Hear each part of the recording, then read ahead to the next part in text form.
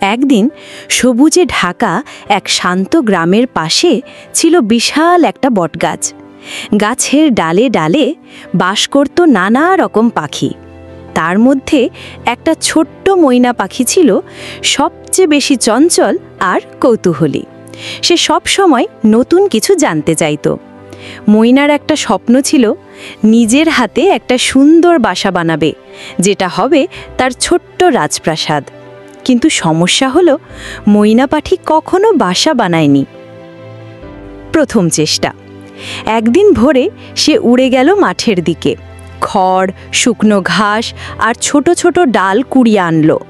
কিন্তু যখন ডালে ডালগুলো জুড়তে গেল তখনও ভালোভাবে বাঁধতে শেখেনি।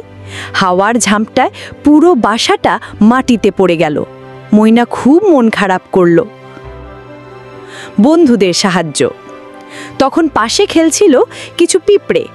তারা বলল, আমরা ছোট, কিন্তু আমরা দল বেঁধে কাজ করি।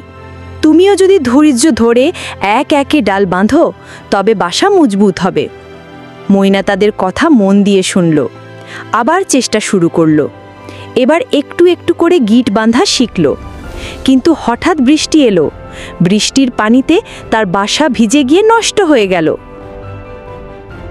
বয়স্ক কাকের উপদেশ। এক গাছে এক বৃদ্ধ কাক থাকত। সে সব কিছু লক্ষ্য করছিল।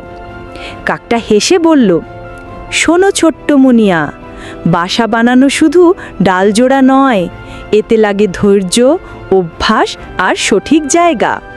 সব সময় উঁচু ডালে, যেখানে পানি জমবে না, সেখানে বাসা বানাতে হয়। ময়না এবার বুঝল ভুলটা কোথায়। সফলতা। পরের দিন সকালে সে আবার ডাল, খড় আর শুকনো পাতা সংগ্রহ করল। ধীরে ধীরে কাকের দেখানো পদ্ধতিতে এক একে ডাল জুড়ল। কয়েকদিন পর অবশেষে সে একটা সুন্দর মজবুত বাসা তৈরি করতে পারল। সন্ধ্যায় সূর্যের আলো যখন বাসায় পড়ল তখন বাসাটা যেন সোনার মতো ঝলমল করছিল। সব পাখি এসে বলল, দেখো আমাদের ময়না এখন কত সুন্দর একটা ঘর বানিয়েছে।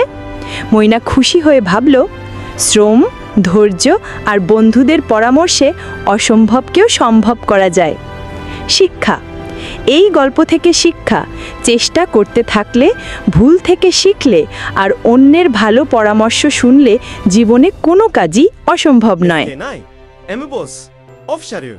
Subscribe now.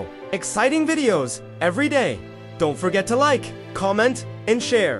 Join the family today. SK9 Boss Official.